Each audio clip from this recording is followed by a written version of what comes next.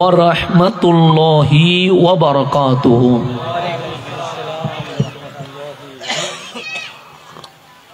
যেহেতু আজকের মাহফিলে বক্তা অনেক বেশি, আলহামদুলিল্লাহ, এক একজন বক্তা ঘন্টা খানেক আলোচনা করলে সকালের সূর্য উঠে যাবে, আমাদের আলোচনা শেষ হবে না। আমি এসে দেখলাম বিষয়বস্তু নির্ধারিত করেছেন এক একজন আলেমকে। যেই বিষয় আপনারা দিয়েছেন এই বিষয়ে যদি সঠিক তাকরীর করতে হয় কমপক্ষে একজনকে 5 ঘন্টা টাইম দিতে হবে। এরকম বিষয় আপনারা দিয়েছেন। যেমন আমার বিষয় হচ্ছে সূরা আল ইনশিরাহ এর তাফসীর, শানে রিসালাত। সূরা ইনশিরাহ মানে আলাম নাশরাহ লাকা সাদরাক, এই সূরার তাফসীর এটা আমাকে দিয়েছেন। যদিও বা সূরাটা দেখতে সহজ, যদিও বা সূরাটা পড়তে সহজ, যদিও বা সূরাটা ছোট, কিন্তু আল্লাহর কালাম ছোট হইলেও এমন বিস্তারিত। আজকে 1500 বছর চলে গেছে, কোটি কোটি তাফসীরের বই বের হয়েছে, কিন্তু মুফাসসিররা এটা বলতে বাধ্য হয়েছে হাজারো তাফসীরের খণ্ড একদিকে, আল কোরআনের তাফসীর কি হতে পারে তা আল্লাহ এবং রাসূল ছাড়া আর কেউ জানে না। এটার নাম কোরআনুল কারীম। এত লং বিষয়, তো এখানে সময় অপচয় করার কোনো সুযোগ নাই। তা আমি ডাইরেক্ট, আপনারা যদি মনোযোগী হন, কোনো ভূমিকা বাদ দিয়ে, কারণ ছন্দনাইশ এটা আর নতুন না, এটা পুরানো হয়ে গেছে। এমন আপনারা যেরকম এলাকার মানুষ, আমিও চন্দনাইশের এলাকার মানুষ মতো হয়ে গেছি। কারণ এমন কোনো সাতকানিয়া, এটা সাতকানিয়া, এমন কোনো উঠান নাই আলহামদুলিল্লাহ আপনাদের এই অঞ্চলে আসা হয় নাই। তাহলে এখন আসেন গভীর মনোযোগ, যারা মিছিল নিয়ে এসেছেন তারা চলে আসেন ইনশাআল্লাহ। আলহামদুলিল্লাহ, সবাই বলি মারহাবা, যাক আলহামদুলিল্লাহ। তাহলে মানুষ আয়ন শুরু হয়ে দেরে 9টা বাজার 10টা বাজে আইব দেরি, হয়তো হইতে পারি সেটা ইঙ্গে অলা দেরি করে দেয়। এখন সামনের দিকে যা অসুবিধা, যতটুকু আছে মাহফিলের জন্য কি আছে, পারফেক্ট আছে। মানুষ কম এটাও না, বেশি এটাও না, কিন্তু যতটুকু মাহফিলের দরকার আলহামদুলিল্লাহ ততটুকু মানুষ এই চেয়ে আরো বেশি আছে। তাহলে আপনারা যারা আসবেন তারা আস্তে আস্তে করে কি করে যান, সামনে বসে যান। আল্লাহ তাবারক ওয়া তাআলা আজকের মাহফিলকে কবুল করুক। এখন আসেন গভীর মনোযোগ। তাহলে আমরা যেহেতু পুরান মানুষ, নতুন হইলে ভূমিকার দরকার, পুরান হইলে আর ভূমিকার কোনো দরকার নাই। তো ডাইরেক্ট আমরা আলোচনায় প্রবেশ করব ইনশাআল্লাহ। আমার বিষয় সূরা আলাম নাশরাহ লাকা সাদরাক, সূরা ইনশিরাহ, এটা আমার বিষয়। আপনি যদি কোরআন খোলেন, কোরআনে অনেক নামের সূরা আছে না নাই? আছে। প্রথম সূরা খুলবেন, নাম সূরাতুল ফাতিহা। দ্বিতীয় সূরা খুলবেন, নাম সূরাতুল বাকারা। এইভাবে করে সূরা খুলবেন, নাম সূরা আলে ইমরান। আরো সূরা খুলবেন, সূরা আল মায়েদা। আরো সূরা খুলবেন, সূরা তাওবা। আরো সূরা খুলবেন, সূরা নিসা। কিন্তু এমন কিছু সূরা আছে আমার মালিক অন্য কোন আলোচনা করে নাই, ওই সূরার ভেতরে শুধুমাত্র আমার নবীর শান বর্ণনা করে দিয়েছে। যেমন সূরা কাউসার, আল্লাহ এটা আমার নবীর শানে নাজিল করেছে। এইভাবে করে সূরা ওয়াদ-দুহা এটা আমার নবীর শানে নাজিল করেছে। সূরা ওয়ান-নাজমি ইযা হাওয়া এটা আমার নবীর শানে নাজিল করেছে। এই সূরা আলাম নাশরাহ লাকা এটা প্রথম থেকে শেষ পর্যন্ত আমার আল্লাহ হাবিবুল্লাহর শানে রিসালাতের উপর নাজিল করে দিয়েছে। তাহলে নবীকে আল্লাহ এত ভালোবাসে, এক দুইটা আয়াত নয়, এক দুইটা সূরা নয়। আপনি যদি কোরআন গবেষণা করেন, যেন কোরআনের প্রত্যেকটা হরফ, কোরআনের প্রত্যেকটা আয়াত, কোরআনের প্রত্যেকটা সূরা আমার নবীর শান নিয়ে আলোচনা শুরু করে দিয়েছে। তোর মধ্যে অন্যতম সূরা হচ্ছে সূরা ইনশিরাহ, যেটাকে আমরা আলাম নাশরাহ লাকা সাদরাক বলি। এখন আমরা যারা এখানে উপস্থিত হয়েছি, আমাদের বক্ষ আছে না নাই? আছে। বুক সারা মানুষ হইতে পারে না, তো আপনারও বুক আছে, আমারও বক্ষ আছে, হুজুরেরও বক্ষ আছে, প্রধান অতিথিরও বক্ষ আছে। বক্ষ ছাড়া মানুষ হইতে পারে না। আমার নবীরও বক্ষ আছে। তো আল্লাহ বলছে আলাম নাশরাহ লাকা সদরাক। সদর মানে বক্ষ, সদরাক মানে আপনি নবীর বক্ষ। কেন? সে বান্দারও বক্ষ আছে, হাবিবেরও বক্ষ আছে। সকল মানুষের বুক এক পাল্লায় রাখলে হাবিবুল্লাহর বক্ষ মোবারক, আরেক পাল্লায় রাখলে আমি মাওলা সৃষ্টি জগতের মধ্যে হাবিবুল্লাহর বক্ষ মোবারককে সবচেয়ে দামি করে দিয়েছে। আল্লাহ আমার নবীর এমন কোন জিনিস নাই যেই জিনিসের কথা কোরআনে বলে নাই। যেমন আপনারে যদি বলি আমার চেহারা আছে না নাই? আছে। এই চেহারা নিয়ে কেউ কখনো কবিতা লিখে নাই, আমার চেহারা নিয়ে কেউ গদ্য পদ্য লিখে নাই। কিন্তু আমার নবীর চেহারা এত সুন্দর। আপনিও চেহারা আসমানের দিকে মাঝে মাঝে তোলেন, আমিও চেহারা মাঝে মাঝে আসমানের দিকে তুলি। কিন্তু আল্লাহ জীবনে বলে নাই বান্দা তোরে দেখতে বড় সুন্দর লাগছে, চেহারাটা আসমানের দিকে করে রাখ। আর নামাজের ভেতরে আমার হুজুর যদি চেহারা খানায়ে কাবা থেকে সরে আসমানের দিকে তুলে ফেলে, নামাজের মুসল্লিরা ওনার পিছনে নামাজ পড়তে রাজি হবে? হবে না। কেন? সেই ইমামের চেহারা কাবার দিকে নাই। কেন?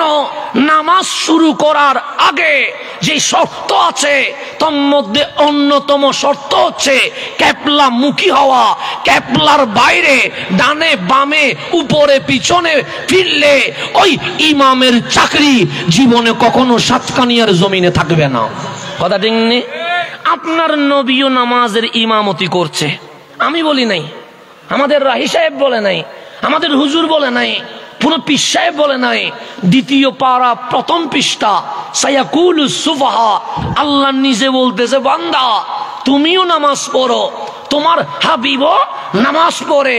কিন্তু ইমাম খতিব মুয়াজ্জিনের নামাজ, হাবিবুল্লাহর নামাজ কতটুকু ডিফারেন্স? সে হাবিব যখন নামাজ পড়ছে, স্থানের নাম মসজিদে জিল কিবলাতাইন, ওই মসজিদের ভেতরে অর্ধেক নামাজ যখন শেষ হয়েছে, হাবিবের মন বলছে মওলা আমি ফিলিস্তিনের মসজিদে আকসার দিকে নামাজ পড়ব না, আমি মক্কিওয়ালা খানায়ে কাবার দিকে নামাজ পড়ব। মনে মনে বলার সময় চেহারা আসমানের দিকে উঠে গেছে। এই চেহারা কিবলার দিকে নাই। তো কিবলার দিকে চেহারা যদি না থাকে, চেহারা যদি উপরে উঠে যায়, আমার প্রধান অতিথি বলবে হুজুর চেহারা নামান, উদ্বোধক বলবে নামাজ ভেঙে যাবে, সভাপতি বলবে আপনার পিছনে নামাজ হবে না। আর আমার নবী চেহারা আসমানের দিকে তুলতে দেরি। আল্লাহ বলছে ফালানু আল্লিয়ান্নাকা কিবলাতান তারদাহা। হাবিব যেই চেহারা আসমানের দিকে উঠে গেছে, আমি আল্লাহ ঘোষণা করছি কাদে নারা তাকাল্লুবা ওয়াজহিকা ফিস সামা। আসমানের দিকে যে চেহারা উঠে গেছে নামায়েন না। কেন? এত সুন্দর লাগছে, আমি আল্লাহ নিজেই আপনার চেহারার দিকে তাকিয়ে আছে। তাহলে আমার নবীর চেহারা সুন্দর না অসুন্দর? চেহারা আসমানের দিকে উঠলে আল্লাহ কি বলবে হাসান চেহারাটা এভাবে রাখ একটু আমি দেখি। আল্লাহ কি বলবে? আল্লাহ বলবে নামাজে চেহারা উপরে উঠাবি না, কাবার দিকে কর, এটাই তো বলবে। আর হাবিব চেহারা তুলছে, আল্লাহ বলেন হাবিব কাদে নারা তাকাল্লুবা ওয়াজহিকা ফিস সামা। আসমানের দিকে আপনার চেহারা যেটা উঠে গেছে এটা নামায়েন না। কেন? এত সুন্দর লাগছে কাদে নারা। শুধু আমি আল্লাহ দেখতেছি না, আমিও দেখতেছি আসমানের সমস্ত ফেরেশতা আপনার চেহারার দিকে তাকিয়ে আছে। তো চেহারাটা কিরকম লাগতেছে এটা তো দেখতেছে কে? তো যিনি দেখছে উনি তো বলতে পারবেন নবী দেখতে কেমন। আমি দেখি নাই, আমি কেমনে বলবো?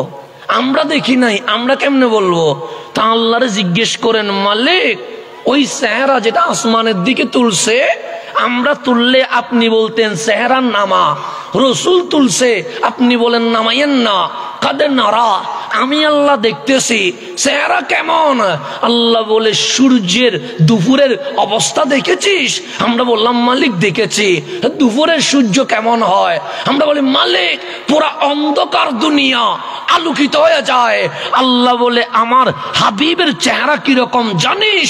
আমরা বললাম কিরকম?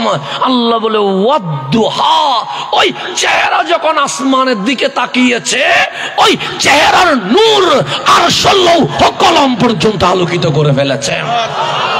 তাহলে হাবিবের চেহারা নিয়ে কথা বলেছে কে? আল্লাহ। চেহারা দামি না অদামি? দামি। আমরাও বাংলাদেশে অনেক শপথ করাই কি করাই না? হাত দিয়ে অনেক শপথ করায়, এরকম হয় না? হয়। কেউ বায়াত করায়, কেউ শপথ করায়, কেউ বা ওয়াদা করায়। হাত দিয়ে হাতে হাতে ওয়াদা হয় কি হয় না? আমার কামলিওয়ালা হুদাইবিয়া নামক জায়গায় 1400 সাহাবীরে বললেন বায়াত হবা। সবাই বললেন খুশনসিব, যদি কামলিওয়ালার হাত উপরে থাকে, আমাদের হাত যদি নবীর সাথে থাকে, এর চেয়ে সৌভাগ্য এই জমিনে আর হইতে। তো আমার নবীজি ডান হাত মুবারক উপরে তুললেন। 1400 সাহাবী বাই সিরিয়াল আমার নবীর হাতের নিচে কি রাখলেন? হাত রাখলেন। কামলিওয়ালা বললেন সাহাবী আমার সবাইকে হাত দিয়েছে? সবাই বললেন ইয়া রাসূলুল্লাহ দিয়েছে, ইল্লা ওসমান, একজনে দেয় নাই, নাম তার ওসমান যুন্নুরাইন। কেন? উনি তো মক্কায় আপনি পাঠিয়েছেন। কারণ মক্কাবাসী যে চুক্তি করবে তারা কি মারামারি করবে না চুক্তি করবে, এটা দেখার জন্য আপনি ওসমানকে কোথায় পাঠাই দিয়েছেন? মক্কায় পাঠাই দিয়েছেন। মক্কায় ওসমান যুন্নুরাইন ঢুকে গেছে। আপনি যদি মক্কায় ঢুকেন, খানায়ে কাবা না দেখে জীবনে আসবেন না। আপনি যদি মক্কায় ঢুকেন, কাবা তাওয়াফ না করে জীবনে আসবেন না। আপনি যদি মক্কায় ঢুকেন, হাজরে আসওয়াদ চুমু না দিয়া জীবনে বাংলাদেশে আসবেন না। আপনি যদি মক্কায় ঢুকেন, এখানেও মসজিদ আছে, মক্কায়ও মসজিদ আছে। ওই মসজিদ আর এই মসজিদ কখনো এক হইতে পারে না। কেন? সাতকানিয়ার মসজিদে নামাজ পড়লে যে সওয়াব হবে, আমার নবী বলে কাবার চত্বরে মসজিদে হেরেমে নামাজ পড়লে এক রাকাতে 1 লক্ষ গুণ সওয়াব আরো বেশি হয়ে যাবে। দামি না অদামি? তো রাকাতে 1 লাখ পাওয়ার পরে আপনি সাড়ে দিয়ে চলে আসবেন? জীবনে সম্ভব? ওসমান যুন্নুরাইন যখন মক্কায় ঢুকে গেছে একলা, সবাই শত্রু, সবাই বললেন ওসমান মারহাবা, আপনার সাথে মক্কাবাসীর কোনো ঝামেলা আপনার নবীর সাথে আছে। আপনি দানবীর, আপনি দয়ালু, আপনার এহসান মক্কাবাসী কখনো ভুলতে পারবে? আপনি ওসমান লা তাখাফ, ভয় পাইয়েন না, আমরা আপনার মেহমানদারি করব। একদিন কেন, যদি 1 মাসও থাকেন, আমরা মক্কাবাসী প্রস্তুত আছি আপনার খেদমত করার জন্য। ওই তো কাবা দেখেন না, ওসমান যুন্নুরাইন কাবার দিকে তাকাচ্ছে না। তাওয়াফ করেন না, তো তাওয়াফ করব না। সেটা হেরেম, নামাজ পড়েন না, সেইখানে নামাজ পড়বো না, নবীর পিছনে পড়বো।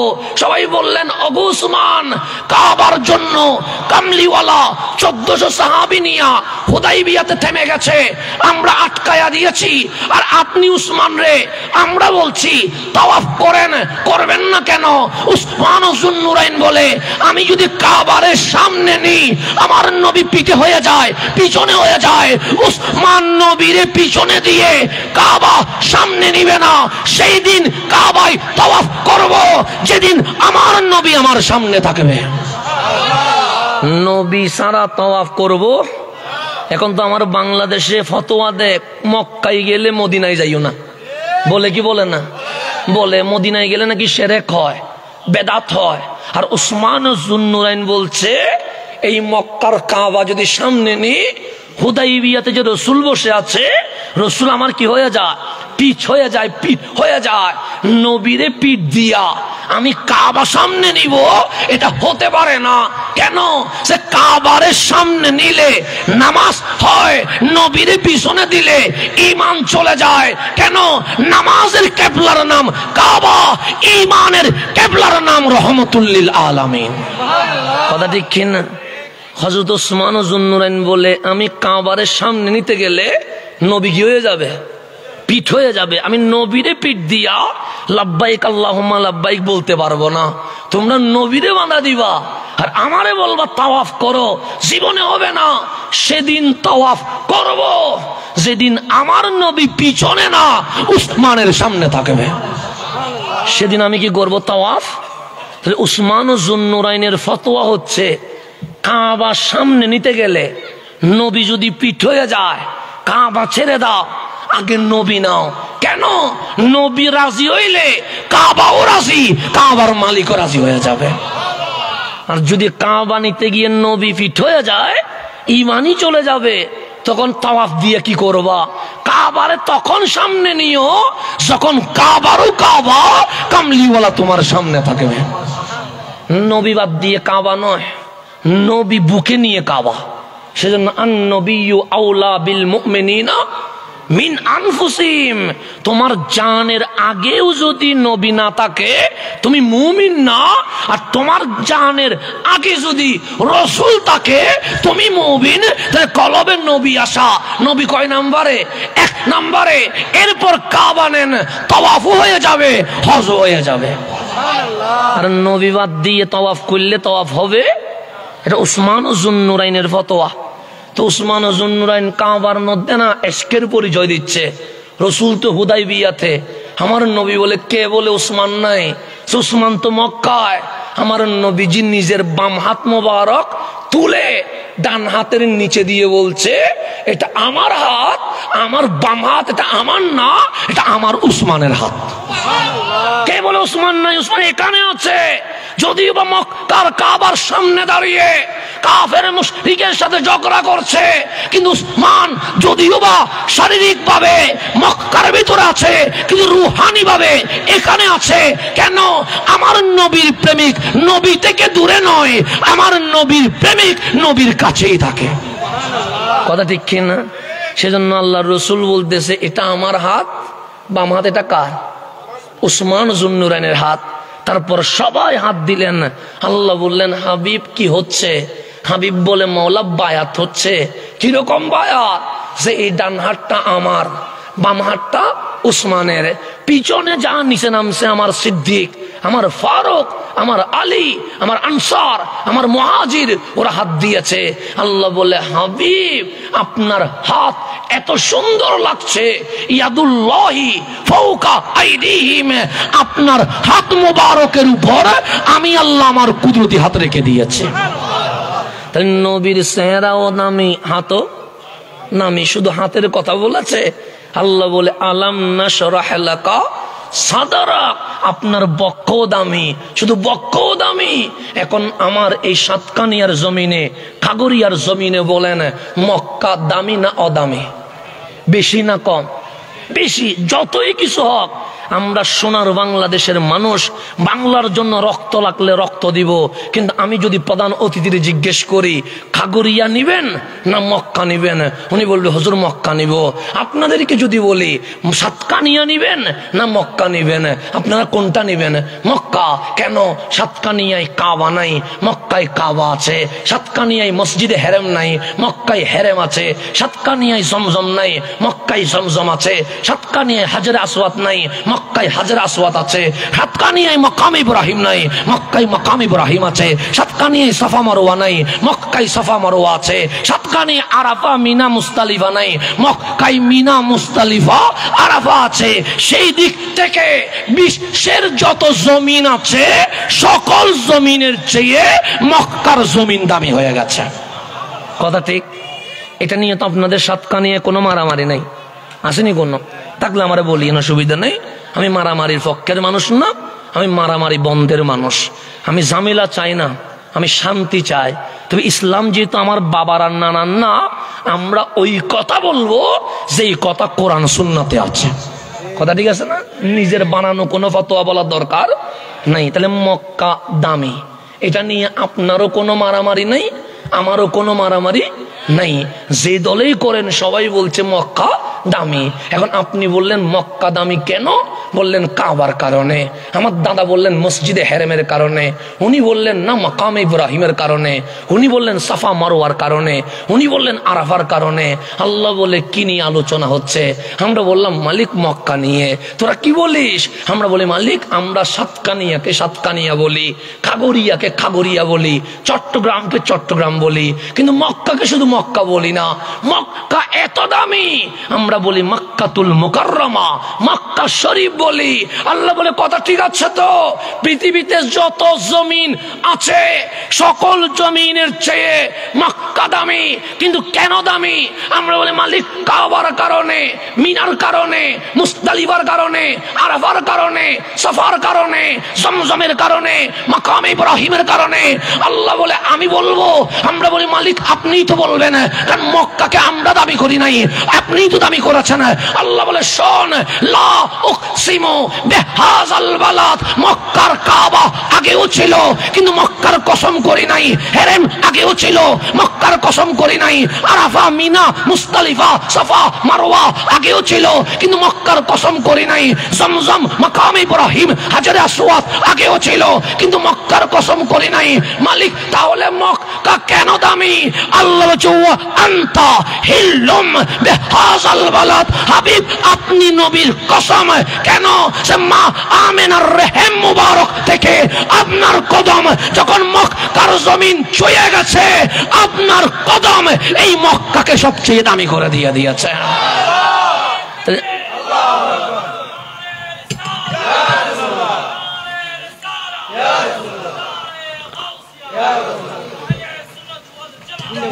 এখন জিন্দাবাদ আর হতা বুঝে যান না জামিল এইভাবে হতা হয়তো বুঝতে লাগুন কেন?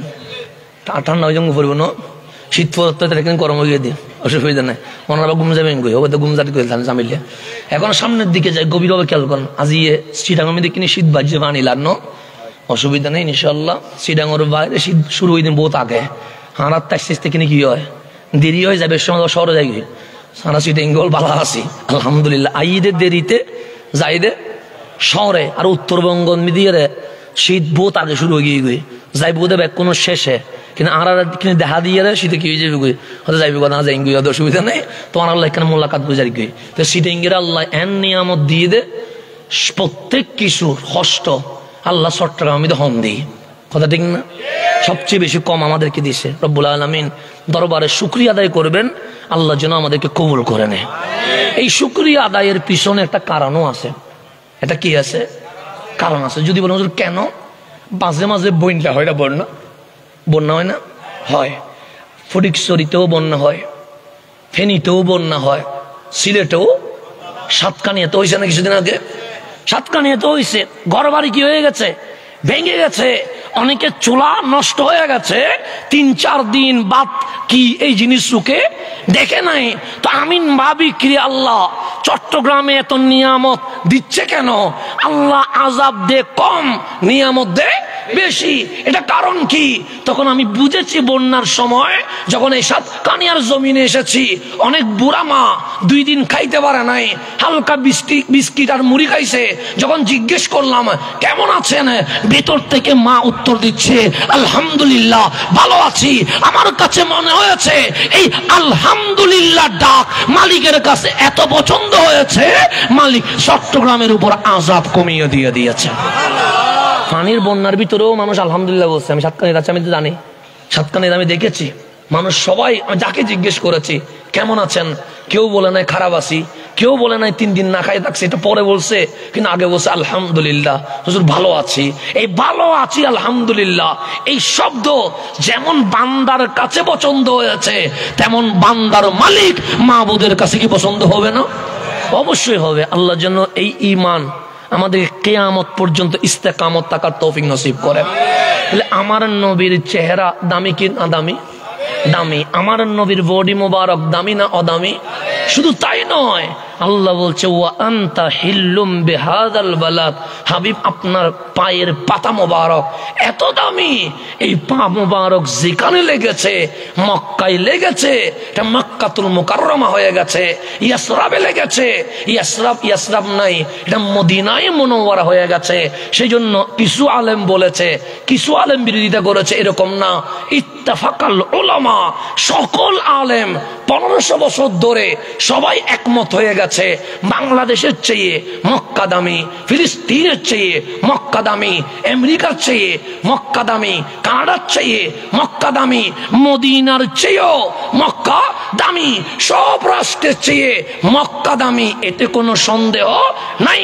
তবে ইত্তেফাকাল উলামা, সবাই একমত হয়ে গেছে যেই জায়গায় আমার নবী আরাম করছে রওজায়ে আতহার, আমার কামলিওয়ালার রওজা মুবারক কাবার চেয়েও দামি, মক্কার চেয়েও দামি, লৌহ কলম আরশের চেয়ে দামি হয়ে গেছে।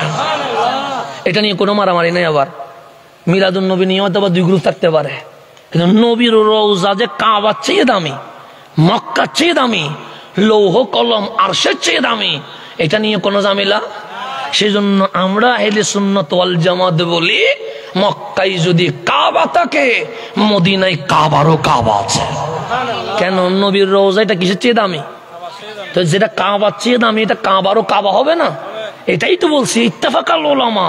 এটা নিয়ে কোনো অমুক দল তমুক দল নাই, সবাই 1500 বছর একদল হয়ে গেছে যে নবীর রওজা সবচেয়ে দামি। এখন আসেন আমার নবীর এক একটা অঙ্গ নিয়ে আমার মালিক কোরআনে আয়াত নাজিল করেছে।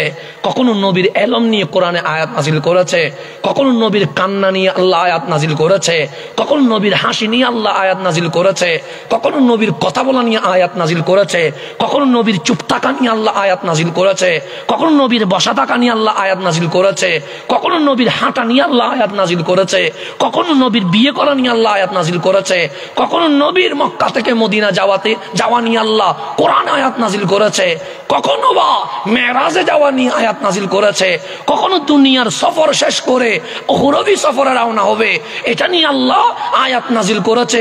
শুধু তাই নয়, যখন আপনি আমি নফসি নফসি করব তখন আমার নবী কি করবে এটা নিয়ে আল্লাহ বলছে আসা আইয়াবআসাকা রাব্বুকা মাকামাম মাহমুদা। যেদিন সবাই নফসি নফসি করবে সেদিন হাসরের ময়দানে হাবিবুল্লাহ মাকামে মাহমুদ প্রধান অতিথির আসনে বসে থাকবে।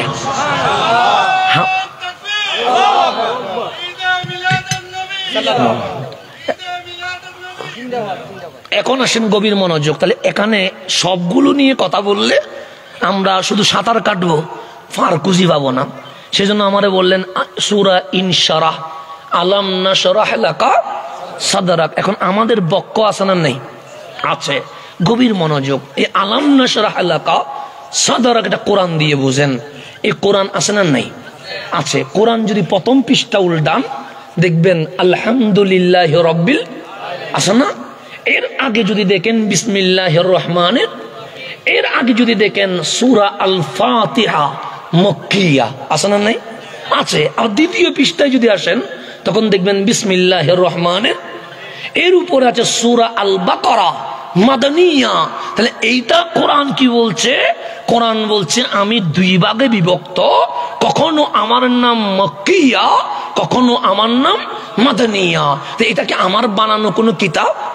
সাতকানিয়ার জমিনে কোনো মুহাদ্দিসে লিখছে? কোন মুফাসসিরে লিখছে? আল্লাহ বলছে না, যালিকাল কিতাবু লা রাইবা ফি। বক্তার বক্তব্যে ভুল হইতে পারে, মুফাসসিরের তাফসীরে ভুল হইতে পারে, মুহাদ্দিসের হাদিস ব্যাখ্যায় ভুল হইতে পারে, ডাক্তারের চিকিৎসায় ভুল হইতে পারে, ইঞ্জিনিয়ারের ড্রয়িং এ ভুল হইতে পারে, অ্যাডভোকেটের মামলায় ভুল হইতে পারে। ভুল হয় না এমন কিছু বলা যাবে না।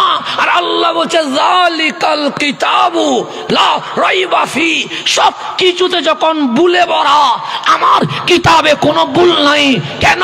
এটা মানুষের রচনা নয়, এটা আমি আল্লাহ নিজেই এই জমিনে পাঠিয়ে দিয়েছে। সেজন্য আল্লাহ চ্যালেঞ্জ করছে যালিকাল কিতাবু লা রাইবা ফি। এটা কয়শো বছর গেছে? এখন 1500 বছর গেছে। বরাবর 1500। আপনি হিসাব করে দেখেন তাহলে কোরআন জমিনে আসছে 1500 বছর। এখন আপনি সাতকানিয়াতে হিসাব করেন, 100 বছর আগের সাতকানিয়া, 100 বছর পরে সাতকানিয়া, আগামাতা মিল আছে নাই? অনেক পরিবর্তন হয়ে গেছে, অগাট ঘাট হয়ে গেছে। আমার তো আশ্চর্য লাগছে, এখানে সব দেখতেছি চাষের জমিন, কিন্তু মাঝখানে কি উঠে গেছে? বিল্ডিং উঠে গেছে। কত সুন্দর বিল্ডিং, কোথায়? চাষের ভূমির মাঝখানে। তাহলে পরিবর্তন হয়েছে নাকি পরিবর্তন হয় নাই? কত সুন্দর মসজিদ। 30 বছর আগে এরকম মসজিদ ছিল? মসজিদ ছিল হয়তোবা টিনের, না হলে বেড়ার, না হলে গুদামের, না হলে ইটের করলেও ছোট। কিন্তু এমন মসজিদ বানাইছেন সাতকানিয়ার খাগড়িয়ার গ্রামের ভেতরে, দেখে মনে হচ্ছে এটা আর গ্রাম নাই, যেন শহরে রূপান্তরিত হয়ে গেছে। কথা ঠিক না? আপনি দাখিল মাদ্রাসা এখানে হওয়া তো স্বপ্নের বিষয়, কিন্তু দাখিল মাদ্রাসা হয়ে গেছে কোথায়? খাগড়িয়া নামক গ্রামের ভেতরে। তাহলে পরিবর্তন হয়েছে কি হয় নাই? 100 বছর আগে চিকিৎসা ছিল একরকম, 100 বছর পরে চিকিৎসা হয়েছে আরেক রকম। এখন ট্রাফি চলে আসছে। 20 বছর আগে কোনো ট্রাফি ছিল না। 100 বছর আগে বিল্ডিং ছিল একরকম, এখন বিল্ডিং বানাইতে হয়, ফাইলিংস করতে হয়, কত কিছু করতে হয়। তাহলে বিল্ডিং আগের মতো হয় না, চিকিৎসা আগের মতো হয় না, ডাক্তারি আগের মতো হয় না, রাজনীতি আগের মতো হয় না, বক্তব্য আগের মতো হয় না, সবগুলো চেঞ্জ হয়ে গেছে। তা আল্লাহ বলছে, বান্দা ডাক্তারি বই একটা নে, 100 বছর আগে 100 বছর পরে দেখবি বই 100 বছর আগে আর পরে কোনো মিল নাই। বিজ্ঞানের বই নে, 100 বছর আগে বলবে নবমণ্ডলে অক্সিজেন নাই, উপরে যাওয়া যায় না। 100 বছর পরের বিজ্ঞান কল বলবে তোমার বাহন, তোমার রকেট সেকেন্ডে বিদ্যুতের চেয়ে গতি যদি বেশি হয় তুমি উপরে যেতে পারবা। কথা একবার বলে না, একবার বলে হ্যাঁ, দেখবে চেঞ্জ হয়ে গেছে। ইঞ্জিনিয়ারের ড্রয়িং দেখো, দেখবে চেঞ্জ হয়ে গেছে। বাংলাদেশের সংবিধান দেখো, 54 বছরে কয়েকবার চেঞ্জ হয়ে গেছে। আইন দেখো, এই আইন কতবার চেঞ্জ হয়েছে তার কোনো হিসাব আছে? আমি সামান্য এই যে আমার থিসিস কাজ করতেছে বাল্য বিবাহ, চাইল্ড ম্যারেজ, মানে ছোটকালে কি করা, বিয়ে করা। এটা বাংলাদেশ স্বাধীনতার পর থেকে আজকে পর্যন্ত 54 বছর 55 বছরে পড়তেছে। 55 বছরে একটা আইন, বাল্য বিবাহ, ছোটকালে কি করা, বিয়ে করা। এই আইন বাংলাদেশে 6 বার চেঞ্জ হয়েছে। কয়বার? আইন কয়টা? একটা বাল্য বিবাহ, ছোট একটা জামিনা, বেশি কোনো জামিনা না, ছোট বয়সে বিয়ে করা। এটা বাংলাদেশে গবেষণা করতে করতে আজকে পর্যন্ত কয়বার চেঞ্জ হয়েছে? 6 বার। 6 বার চেঞ্জ হওয়ার পরেও 7ম বারে আবার বলছে এটা বিজ্ঞানসম্মত হয় নাই, সমাজের সাথে পারফেক্ট হয় নাই, তা আবার চেঞ্জ করা লাগবে। একটা আইন বাল্য বিবাহ স্বাধীনতার পর থেকে আজ পর্যন্ত 6 বার চেঞ্জ হওয়ার পরেও সমাধান হয় নাই। 7ম বার চেঞ্জ করার কি হয়েছে? প্রস্তাব হয়েছে। তা আমার আল্লাহ বলে 54 বছরে একটা আইন যদি 6 বার লড়ে যায়, 1500 বছরে বিসমিল্লাহর বা আলিফ হয় নাই। এই 1500 বছরে কোরআন চেঞ্জ না হওয়া, ইসলাম হক, নবী হক, আল্লাহ হক, এটার প্রমাণ হয়ে গেছে। যদি এটা না হোক হইতো, এটা কি হইতো? সূরা ফাতিহা মাঝখানে ঢুকে যেত, সূরা নাস সামনে চলে আসতো। কেন? কারণ যেটা ধ্বংস হয়ে যায় তার নড়ে সরে। আমরা ছিলাম বাচ্চা, বাচ্চা থেকে হয়ে গেছে কি কৈশোর, কৈশোর থেকে হয়ে গেছে যুবক, যুবক থেকে এখন এদিকে সাদা হয়ে যায়, দাড়ি একটু একটু করে সাদা হওয়া শুরু হয়েছে। 40 যখন পার হবে তখন মোটামুটি বৃদ্ধের কাতারে চলে যাব। 50 যখন পার হবে তখন একটু পিঠটা কি হয়ে যাবে, সোজা থেকে বাঁকা হয়ে যাবে। এখন চেঞ্জ আসে না নাই? ছিলাম মাটির সাথে, এখন উঠে গেছি উপরে। আল্লাহ বলে চেঞ্জ হওয়া মানে কুল্লু নাফসিন যায়কাতুল মউত, মরি যাওয়া, ধ্বংস হয়ে যাওয়া। সেজন্য আল্লাহ বলছে ইজা জুলজিলাতিল আরদু জিলজালাহা। দুনিয়া যেহেতু চেঞ্জ হয়, ধ্বংস হয়ে যাবে, কিন্তু কোরআন কখনো চেঞ্জ হয়েছে? হয় নাই। সেজন্য আল্লাহ বলে চেঞ্জ না হওয়া এটাই প্রমাণ করে ইসলামও হক, নবীও হক, কোরআনও হক, লা ইলাহা ইল্লাল্লাহ এটাও হক। এটা আল্লাহ কি দিয়েছে? চ্যালেঞ্জ দিছে। সেজন্য 1500 বছর চলে গেছে, কোরআন কোনো চেঞ্জ হয়েছে? কতজনে জ্বালাই দিছে, কতজনে মাটির ভিতর ঢুকাই ফেলছে, কতজনে পানির মধ্যে ফেলে ফেলে দিয়েছে, কিন্তু কোরআনের এক পৃষ্ঠা সামনেও আসে নাই, এক পৃষ্ঠা পিছনেও যায় নাই, বা তা হয় নাই, তা সা হয় নাই, সা নুন হয় নাই। আল্লাহ বলে এটাই প্রমাণ করছে আমার নবীও হক, আমার নবী যে কোরআন নিয়ে আসছে এটাও হক। কথা ঠিক নেই? এখন আসেন, কোরআন কয় প্রকার বললাম? 2 প্রকার, মক্কিয়া, মদনিয়া। কেন প্রকার? আসমানি কিতাব আগেও ছিল কি ছিল না? ছিল। তাওরাত আছে, ইনজিল আছে, জবুর আছে, 100 সহিফা আছে। এগুলোর কিছু অংশ বিশেষ এখনো দুনিয়াতে আছে, আবার কিছু পরিবর্তন হয়ে গেছে। যেমন তাওরাত পরিবর্তন হয়ে গেছে, ইনজিল পরিবর্তন হয়ে গেছে, ওরা মানুষ চেঞ্জ করে ফেলেছে। এগুলোর নাম দিয়েছে ওল্ড টেস্টিমেন্ট, নিউ টেস্টিমেন্ট। এগুলা যদি উল্টান দেখবেন কোনো প্রকার নাই, কিন্তু কোরআন উল্টাইলে দেখবেন আছে মক্কিয়া, আছে মদনিয়া। কিরে প্রকার কেন? তখন আমার কোরআন বলছে তুমি কি আগের আসমানি কিতাবের ইতিহাস জানো? আমরা বলি জানি। তো কি জানো বলো? আমরা বললাম তাওরাত নাজিল হয়েছে তুরে সাইনা নামক পাহাড়ের উপরে, ইনজিল নাজিল হয়েছে মিশরের এক বিশাল গাছের তলায়, জবুর নাজিল হয়েছে সমুদ্রের কিনারায়। এভাবে কোন কিতাব পাহাড়ের উপরে, কোন কিতাব পাথরের উপরে, কোন কিতাব গাছের কাছে, কোন কিতাব সমুদ্রের কিনারায়। কিন্তু আমার কোরআন বলছে আমি পাহাড়ে নাজিল হইতে পারি নাই, আমি গাছের উপর আসতে পারি নাই, আমি পাথরের উপর আসতে পারি নাই। কোরআন কেন? আমি যদি পাহাড়ের উপর নাজিল হই, পাহাড় আল্লাহর ভয়ে তোলা তোলা হয়ে যাবে। আমি যদি গাছের উপর নাজিল হই, গাছ বিলীন হয়ে যাবে। আমি যদি পাথরের উপর নাজিল হই, পাথর খণ্ড বিখণ্ড হয়ে যাবে। আমি যদি সমুদ্রের উপর নাজিল হই, সমুদ্রের পানি শুকিয়ে চৌচির হয়ে যাবে। আমার কোরআন বলছে আদম সফিউল্লাহ যখন ছিল তখনও আমি ছিলাম, আসতে পারি নাই। মুসা কালিমুল্লাহ যখন ছিল তখনও আমি ছিলাম, আসতে পারি নাই। খলিলুল্লাহ যখন ছিল তখনও আমি ছিলাম, আসতে পারি নাই। ঈসা রুহুল্লাহ যখন ছিল তখনও আমি ছিলাম, আসতে পারি নাই। কোরআন আসতে পারো নাই কেন? কোরআন বলে এমন কোন পাহাড় নাই যেটা আমাকে নিতে পারবে, এমন কোন গাছ নাই যেটা আমারে বহন করতে পারবে, এমন কোন পাথর নাই যেটা আমাকে রিসিভ করতে পারবে, এমন কোন সমুদ্র নাই যেটা আমাকে সহ্য করতে পারবে। কোরআন আসলা কেমনে? কোরআন বলে কোন পাহাড় আমারে নিতে পারে নাই, কোন পাথর আমারে নিতে পারে নাই, কোন গাছ আমারে নিতে পারে নাই, কোন সমুদ্র আমারে নিতে পারে নাই।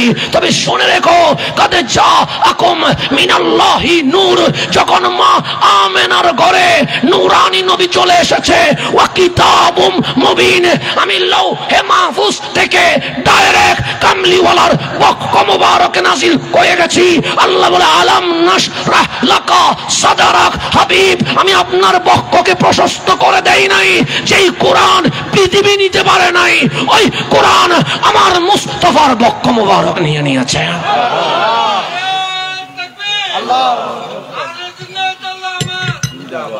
আহলে সুন্নাত ওয়াল জামাত। এখন আসেন গভীর মনোযোগ, সময় খুব দ্রুত চলে যাচ্ছে, আমি উত্তর দ্রুত বলছি। আলাম নাশরাহ লাকা, থাক অসুবিধা না, তার মতো সেরে দেন। সবাই মাহফিলে বসুক না, আস্তে আস্তে শিখবে আর কি। আমি কি মায়ের পেট থেকে আসে শিখে গেছি? মানুষ আস্তে আস্তে কি করবে? নারে তাকবীরের পর নারে রিসালাত বলবেন, কারণ আমরা আল্লাহওয়ালা নবীওয়ালা, আল্লাহওয়ালা নবীওয়ালা ওলিওয়ালা। আমাদের কাছে সব আছে, নাই এমন কিছু জিনিস যার কাছে সব আছে, এটার নাম আহলে সুন্নাত ওয়াল জামাত। যারা পরিপূর্ণ, কমপ্লিট, 100%, ওনাদের নাম হচ্ছে আহলে সুন্নাত ওয়াল জামাত। আল্লাহ আছে মাবুদ হিসেবে, কি হিসেবে? মাবুদ হিসেবে। নবী আছে শফিউল মুসনাবিন হিসেবে, ওলি আছে মুর্শিদ হিসেবে। ওলি মুর্শিদ হইয়া পথ দেখায়া নবীর কাছে নিয়ে যায়, আমার নবী আমাদেরকে মাওলার কাছে নিয়ে যায়। এটার নাম আহলে সুন্নাত ওয়াল জামাত। সেজন্য নারে তাকবীরও দিবেন, নারে রিসালাতও দিবেন, যদি ইচ্ছা হয় নারে গাউসিয়াও বলেন, নারে বেলায়েতও বলেন, সমস্যা নেই। তবে আমরা আল্লাহওয়ালা, নবীওয়ালা, ওলিওয়ালা। আমাদের কাছে নাই এরকম জিনিস নাই, আমাদের কাছে সব আছে বলেই আমাদের নাম আহলে সুন্নাত। এখন আলাম নাশরাহ লাকা সাদরাক, এটার ব্যাখ্যা যদি আমরা করতে যাই রাত চলে যাবে, কিন্তু আলাম নাশরাহ লাকার ব্যাখ্যা কি হবে না? শেষ হবে না। এক নম্বর ব্যাখ্যা হচ্ছে, যেই কোরআন কেউ নিতে পারে নাই, পৃথিবীর কোন অংশই নিতে পারে নাই, এই কোরআন জিনার বক্ষ নিয়েছে, ওনার নাম রহমতুল্লিল। আল্লাহ বলছে আলাম নাশরাহ লাকা সদরাক, হাবিব আমি কি আপনার বক্ষ বিশাল করে দেই নাই, প্রশস্ত করে দেই নাই? যে লৌহে মাহফুজের কোরআন কখনোই আসার মতো জায়গা পাই নাই, সেই লৌহে মাহফুজের কোরআন আপনি আসতে দেরি লৌহে মাহফুজে থাকতে পারে নাই, লৌহে মাহফুজ থেকে আপনি নবীর বক্ষ মোবারকে চলে এসেছেন। সেজন্য কোরআনের নাম মক্কিয়া, কোরআনের নাম মদনিয়া। কেন? যদি পাহাড়ের উপর আসতো তাহলে এই নাম হইতো না, যদি বাজারে আসতো এই নাম হইতো না, যদি পাথরের উপর আসতো এই নাম হইতো না। কেন মক্কিয়া, কেন মদনিয়া? যে আমি কোরআন নবীর পিছনে পিছনে কিভাবে ঘুরছি দেখো। নবী যখন গাড়ে হেরায় আমি তখন গাড়ে হেরাই, নবী যখন ঘরে আমি কোরআন ঘরে, নবী যখন মসজিদে আমি কোরআন মসজিদে, নবী যখন বাজারে আমি কোরআন বাজারে, নবী যখন জিহাদে আমি কোরআন জিহাদে, নবী যখন গাড়ে সুরে আমি তখন গাড়ে সুরে, নবী যখন মেরাজে আমি কোরআন মেরাজে, নবী যখন জমিনে আমি কোরআন জমিনে। আমার নাম মক্কিয়া, আমার নাম মদনিয়া। নবী যখন মক্কায় আমার নাম মক্কিয়া, নবী যখন মদিনায় আমার নাম মদনিয়া। এই দুইটা নাম দিয়ে বুঝাইতে লাগলাম, নবী কোরআনের পিছনে পিছনে ঘুরে নাই, নবী যেখানে যেখানে আমি কোরআন নবীর পিছনে পিছনে ঘুরে বেড়ে আছে। এটার নাম মক্কিয়া, এটার নাম মদনিয়া। আলাম নাশরাহ লাকা দুই নাম্বার তাফসির, এক নাম্বার গেল, আমরা দুই নাম্বারে যাই। হুজুর আস্তে আস্তে ইনশাল্লাহ আমরা যতটুকু পারি ততটুকু গুছাই দিব ইনশাআল্লাহ। দুই নাম্বার তাফসির। আপনারা আমার কথায় কোনো রাগ করবেন? আমি বোঝানোর জন্য বলবো, এখানে কোনো রাজনীতি বা কোনো দল এদিকে নেওয়ার দরকার নাই। আসে আমরা এই যে এশিয়া উপমহাদেশে আছি, কিছু মানুষ স্মরণীয় বরণীয় আছে না নাই? আছে। কিছু মানুষকে আমরা সম্মান করি দলের কারণে না, মানে এমন কিছু দিয়েছেন যিনারা দলের ঊর্ধ্বে হইয়া জাতি ওনাদেরকে সম্মান করে। কথা ঠিক না? যদি বলেন 1971 সালে এই সোনার বাংলাদেশ কি হয়েছে? স্বাধীন হয়েছে। এই স্বাধীনতার পিছনে যারা অবদান রেখেছে তাদেরকে ভালোবাসতে কোনো দল করা লাগবে? লাগবে না। আমরা বলি বঙ্গবন্ধু শেখ মুজিবুর রহমান, শহীদ প্রেসিডেন্ট জিয়াউর রহমান, মাওলানা ভাসানী, শেরে বাংলা একে ফজলুল হক, এভাবে করে 4 নেতা সহ এই 2 লক্ষ শহীদ, 30 লক্ষ শহীদ, 2 লক্ষ মা বোন যে ইজ্জত দিয়েছে তাদেরকে আমরা সম্মান করি কি করি না? করি। কেন? তারা একটা স্বাধীন রাষ্ট্র দিয়েছে, কিন্তু ওনারা সংবিধান দিতে পারে নাই, ধর্ম দিতে পারে নাই, জাতি দিতে পারে নাই। আবার আপনি যখন কাকড়াছড়ি, রাঙ্গামাটি, বান্দরবন চলে যাবেন, দেখবেন কিছু বৌদ্ধ তাদের ধর্ম প্রচার করছে, তাদের একটা ব্যাগ থাকে, ওই ব্যাগ যদি খুলেন কিছু জিনিস পাবেন, ত্রিপটক পাবেন, একজন ব্যক্তির ছবি পাবেন, তার নাম গৌতম বুদ্ধ। আপনি যদি জিজ্ঞেস করেন তিনি কে, সে গৌতম বুদ্ধ। ওনার ছবি তোমার ব্যাগে কেন? সে বড় রেসপেক্ট, বড় সম্মান করি। উনি কি দিয়েছে? সেটা ধর্ম দিয়েছে। নাম কি? সে বৌদ্ধ ধর্ম। উনি কি রাষ্ট্র দিয়েছে? সে না। সংবিধান দিয়েছে? সে না। জাতি দিয়েছে? না। তাহলে বৌদ্ধ ধর্মের মানুষ গৌতম বুদ্ধরে সম্মান করে একটা কারণে, তিনি ধর্ম দিয়েছে। বাংলার মানুষ মুক্তিযোদ্ধারে সম্মান করে, উনি একটা দেশ দিয়েছে, কিন্তু সংবিধান দিতে পারে নাই। আবার বাংলাদেশ সংবিধান যারা দিয়েছে তারা ধর্ম দিতে পারে নাই, জাতি দিতে পারে নাই, রাষ্ট্র দিতে পারে নাই। আপনি যদি হিন্দুস্তানে চলে যান, দেখবেন বাসে, ট্রাকে, দোকানে একজন মানুষের ছবি আছে, তার নাম মহাত্মা গান্ধী। আপনি যদি জিজ্ঞেস করেন উনি কে, সে মহাত্মা গান্ধী। ওনাকে সম্মান করেন, হ্যাঁ উনি আওয়ার লিডার, আমাদের নেতা। উনি কি দিয়েছে? জাতি দিয়েছে। নাম কি? সে ভারতীয়, কিন্তু উনি ধর্ম দিতে পারে নাই, রাষ্ট্র দিতে পারে নাই, সংবিধান দিতে পারে নাই। এক এক মানুষ স্মরণীয় বরণীয়, কেউ রাষ্ট্র দে, কেউ ধর্ম দে, কেউ সংবিধান দে, কেউ জাতি দে, কিন্তু একসাথে রাষ্ট্র সংবিধান কেউ দিতে পারে নাই, ধর্ম জাতি কেউ দিতে পারে নাই। একজন একটাই দিবে। কেন? মানুষ অপরিপূর্ণ। একটা মানুষের পক্ষে রাষ্ট্র, ধর্ম, সংবিধান, জাতি একসাথে দেওয়া সম্ভব নয়। এটাই প্রমাণ করে মানুষ অপরিপূর্ণ। একজন মানুষ কখনো পরিপূর্ণ হইতে পারে। এটা কথা ঠিক কিনা? কিন্তু আমার নবীর বেলায় চলে আসেন, আমার নবী অপরিপূর্ণ নয়, ইসলামের নবী অপরিপূর্ণ নয়, মুসলমানের নবী অপরিপূর্ণ নয়, উনি ইনসানে কামেল, পরিপূর্ণ। এখন আমার বাংলাদেশে কেউ রাষ্ট্র দিয়েছে, সংবিধান দিতে পারে নাই, সংবিধান দিয়েছে, ধর্ম দিতে পারে নাই, ধর্ম দিয়েছে, নেশন জাতি দিতে পারে নাই। আপনার নবীকে জিজ্ঞেস করেন, হে রাসূলুল্লাহ, আপনি কি রাষ্ট্র দিয়েছেন? আপনার নবী বলবে অর্থনীতি, পররাষ্ট্রনীতি, স্বরাষ্ট্রনীতি, কূটনীতি সবকিছু এক করে স্বাধীন সার্বভৌম দেশ জাজিরাতুল আরব আমি নবী নিজে দিয়ে দিয়েছে। রাষ্ট্র দেওয়ার মধ্যে নবী আছে না নেই? ইয়া রাসূলুল্লাহ, বাংলাদেশে অনেকে দিয়েছে, সংবিধান দিতে পারে নাই, আপনি কি সংবিধান দিয়েছেন?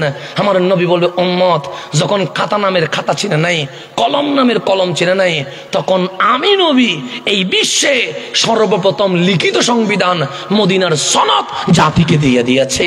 ইয়া রাসূলুল্লাহ, দেশও দিলেন, সংবিধানও দিলেন, আপনি কি ধর্ম দিয়েছেন? আমার নবী বলবে মানুষের বানানো কোনো ধর্ম নয়, ইন্নাদ দীনা ইনদাল্লাহিল ইসলাম, আল্লাহর মনোনীত দিন ইসলাম আমি মানুষকে দিয়ে দিয়েছি। নবীর ধর্ম দিলেন, জাতি দিয়েছেন, আমার নবী বলবে শান্তি সৌম্য সম্প্রীতির জাতি মুসলিম তা আমি নবী দিয়েছি।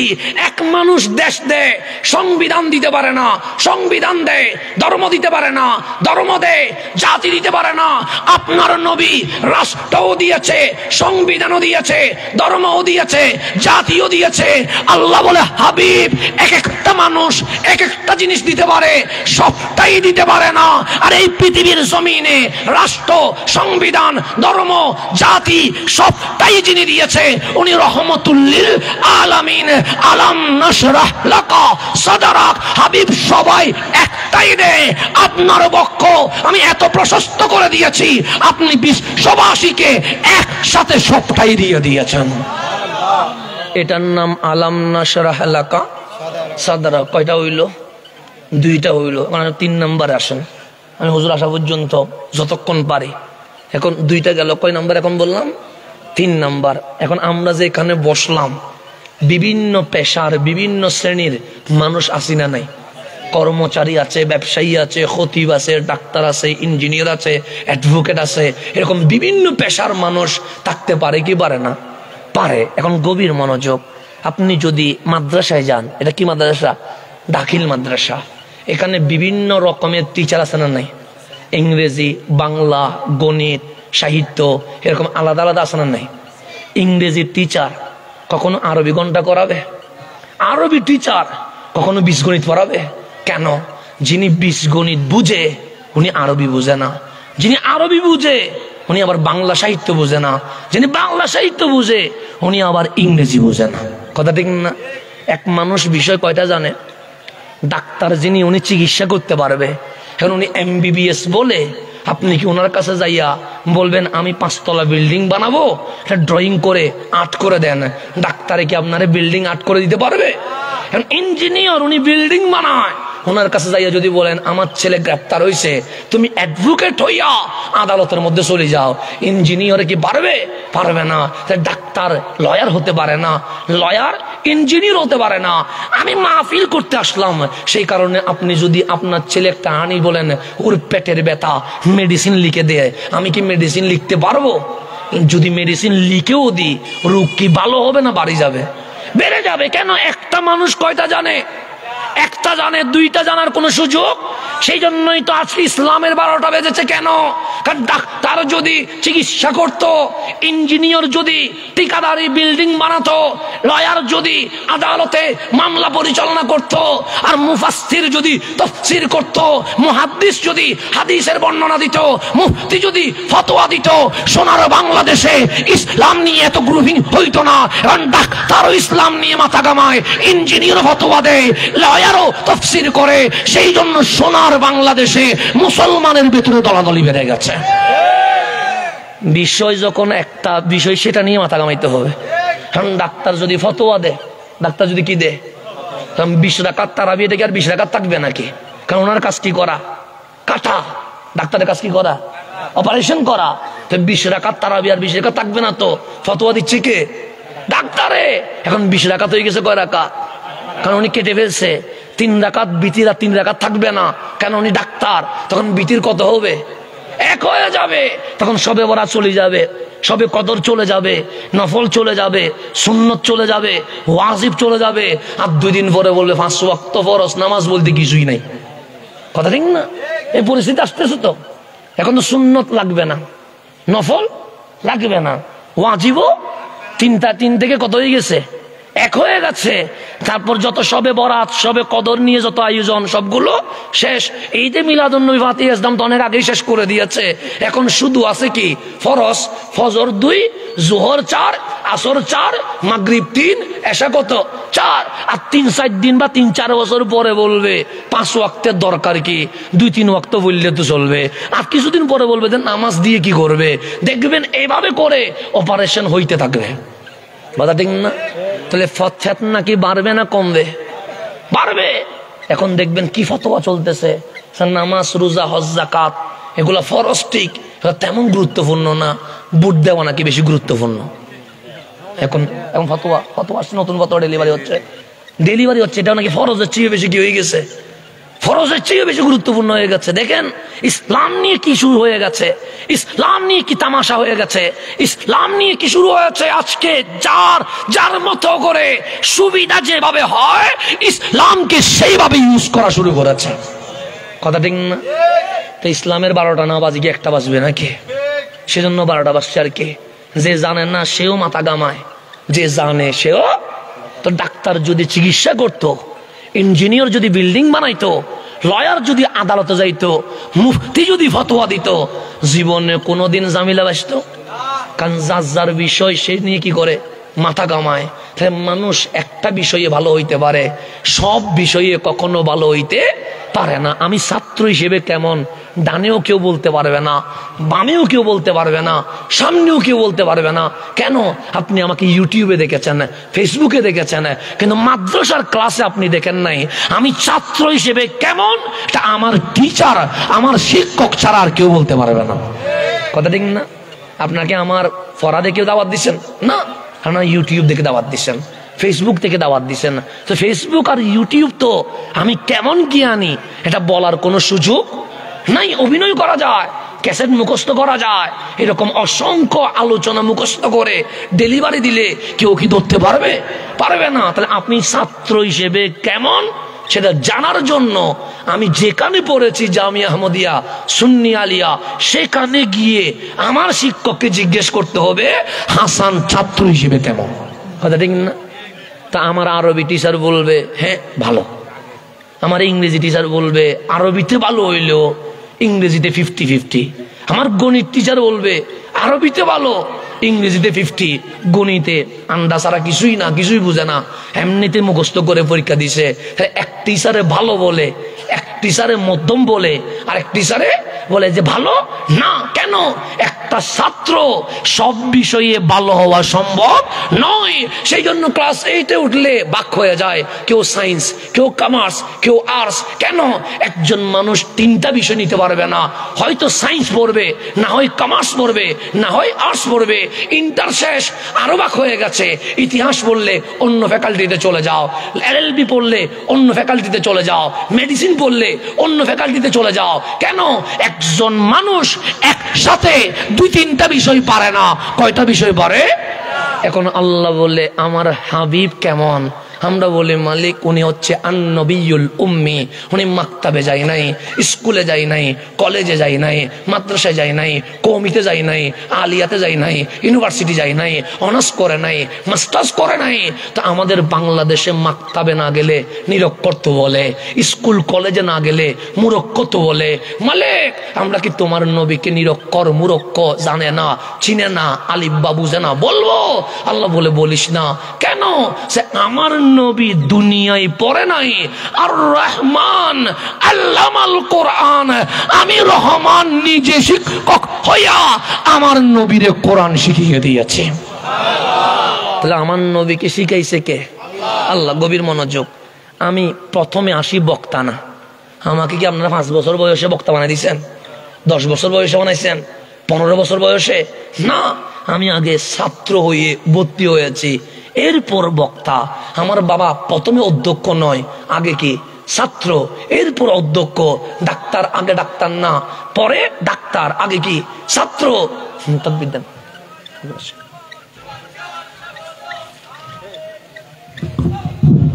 নারে তাকবীর, আল্লাহু আকবার, নারে রিসালাত, নারে গাসিয়াত, আহলে সুন্নাত ওয়াল জামাত জিন্দাবাদ, জিন্দাবাদ, জিন্দাবাদ, জিন্দাবাদ, আহলে সুন্নাত ওয়াল জামাত। পালন হয়েছে আগমন, শুভেচ্ছা স্বাগতম। সুপ্রিয় হাজার মুসলিম, ইতিমধ্যে আমাদের মাঝে উপস্থিত হয়েছেন আজকের মাহফিলের প্রধান ওয়াইজ রাউজান দারুল ইসলাম কামিল মাদ্রাসার সম্মানিত আরবি প্রভাষক, বিশিষ্ট ইসলামী চিন্তাবিদ, মুজাহিদ আহলে সুন্নাত আল্লামা আল-হাজ মুফতি হামিদুল্লাহ ফুরকান কারুল কাদরি সাহেব মাদাসিল আলী, আল্লামা মুফতি হামিদুল্লাহ খান ফুরকান কারুল কাদরি সাহেব মাদাসিল আলী।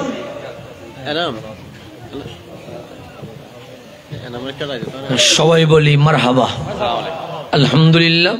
আমি বলেছিলাম আগে আমার পরপর যিনি প্রধান ওয়াইজের তাকরীর পেশ করবেন, রওজান দারুল ইসলাম কামিল মাদ্রাসার সম্মানিত আরবি প্রভাষক, বিশিষ্ট ইসলামিক স্কলার, লেখক ও গবেষক হুজুর আল্লামা মুফতি মোহাম্মদ আহমদুল্লাহ ফুরকান খান আল কাদরি মুদ্দাজিল্লুল আলী, তিনি আমাদের প্রধান ওয়াইজিনের আসন অলঙ্কিত করেছেন। হুজুরের আগমনকে স্বাগত জানিয়ে সবাই বলি মারহাবা। তাহলে আমি যেখানে যদি হুজুর চলে এসেছে, আমরা 3 নম্বরে থেমে যাব।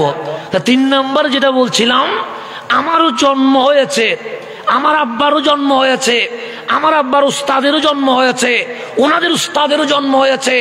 আগে উস্তাদ নয়, আগে শিক্ষক নয়, আগে ডাক্তার নয়, আগে ইঞ্জিনিয়ার নয়, আগে লয়ার নয়, সবাই আগে ছাত্র, এরপর টিচার, এরপর ডাক্তার, এরপর ইঞ্জিনিয়ার, এরপর লয়ার। আর আমার রসুল বলছে, উম্মত আমি কেন স্কুলে যাই নাই জানো? আমি কেন মাকতাবে যাই নাই জানো? আমি ইউনিভার্সিটি কেন যাই নাই জানো? বুইসতু মুআল্লিমান, সবাই ছাত্র হয়ে জন্ম নে, আমি নবী সকলের শিক্ষক হইয়া পৃথিবীর জমিনে তশরিফ নিয়ে এসেছে। যিনি পৃথিবীতে এসেছেন এজ এ টিচার, একজন কি হিসেবে? শিক্ষক হিসেবে, শিক্ষক হিসেবে যিনি এসেছেন। আল্লাহ বলছে আর রহমান আল্লামাল কোরআন, রহমান কোরআন শিখাইছে কারে? আমার নবীরে। তো কোরআনে কি আছে? তিবিয়ানান লিকুল্লি শাই, প্রত্যেক জিনিস বিস্তারিত আছে। রসুল কি জানে, রসুল কি জানে না, এটা আমরা বলতে পারবো না, এটা আপনি বলতে পারবেন না। রসুল কি জানে কি জানে না এটা বলতে পারবে রসুলে পাককে যিনি শিখাইছে তিনিই বলতে পারবে। কথা ঠিক না? আমি যদি বলি রসুল আলিফ কিভাবে লিখে জানে না, আমার বলার অধিকার নাই। রসুল এই বিষয় জানে না, তা বলার অধিকার আমার নাই। এই অধিকার আছে কার? আল্লাহরে জিজ্ঞেস করেন, মাওলা আপনি যে রসুলকে শিখাইছেন কোন বিষয় ভালো শিখছে, কোন বিষয় 50 শিখছে, আর কোন বিষয়ে ফেল করছে? আল্লাহ বলছে আল্লামাকা মা লাম তাকুন তা'লাম। হাবিব আপনি এমন ভাবে শিখেছেন যত বিষয় ছিল, আছে, থাকবে, সমস্ত অজানা বিষয় আমার হাবিব শিখে ফেলেছে। কে বলতেছে? আল্লাহ। তো সব নিতে পারে কয়টা বিষয়? একটা। ডাক্তার ইঞ্জিনিয়ার হইতে পারে না, ইঞ্জিনিয়ার লয়ার হতে। আল্লাহ বলছে আল্লামাকা মা লাম তাকুন তা'লাম, পৃথিবীর জমিনে একজন আছে যিনি সকল বিষয় একসাথে বক্কে নিয়ে নিয়েছে, ওনার নাম রহমতুল্লিল আলাম নাশরাহ লাকা সাদরাক। হাবিব কেউ ডাক্তার হয়, ইঞ্জিনিয়ার হতে পারে না, ইঞ্জিনিয়ার হয়, লয়ার হতে পারে না, লয়ার হয়, বক্তা হইতে পারে না, বক্তা হয়, আলেম হইতে পারে না। কিন্তু আপনার বক্ষ আমি এত প্রশস্ত করে দিয়েছি, পৃথিবীর শুরু থেকে শেষ পর্যন্ত সমস্ত বিষয় আপনার বক্ষ মোবারক নিয়ে নিয়েছে। এটার নাম আলাম নাশরাহ লাকা। 3টা গেল, বাকি তো অনেক সমুদ্র পড়ে আছে। আজকে এতটুকুই থাক। রব্বুল আলামিন আমাদের মাহফিলকে কবুল করুক, আমিন। আমি বাকি মাহফিল হুজুরের কাছে ওয়াকফ করে দোয়ার দরখাস্ত রেখে এখানেই শেষ করছি। আসসালামু আলাইকুম ওয়া রাহমাতুল্লাহি ওয়া বারাকাতুহু। একটা ঘোষণা, এখানে আপনাদের এখানে মাদ্রাসা আছে, দাখিল মাদ্রাসা, এটাও আপনাদের সম্পদ। আঞ্জুমানে রহমানী আহমদিয়া সুন্নিয়া ট্রাস্টের পরিচালিত, যেটাতে আমিও এসেছি, হয়তো হুজুরও এসেছেন, আমার আব্বাও এসেছেন। গাউসিয়া তৈয়বিয়া তাহেরিয়া সুন্নিয়া মাদ্রাসা, এতিমখানা ও হেফজখানা, দুইটাই মাদ্রাসায় ভর্তির কার্যক্রম চলছে। আপনাদের সন্তানকে সেখানে ভর্তি করায়া আগামীর আহলে সুন্নাত ওয়াল জামাতের রাহবার হিসেবে যোগ্য হিসেবে করে তুলবেন, এটাই প্রত্যাশা রাখি। আসসালামু আলাইকুম ওয়া রাহমাতুল্লাহ। এই পর্যায়ে আজকের মাহফিলের প্রধান বক্তা আল্লামা শায়েখ সৈয়দ হাসান আল-আজহারী মহোদয়কে ফুলের তোড়া দিয়ে বরণ করে নেবেন হুব্বে রাসূল ইসলামী সুন্নি পরিষদের সদস্যবৃন্দ।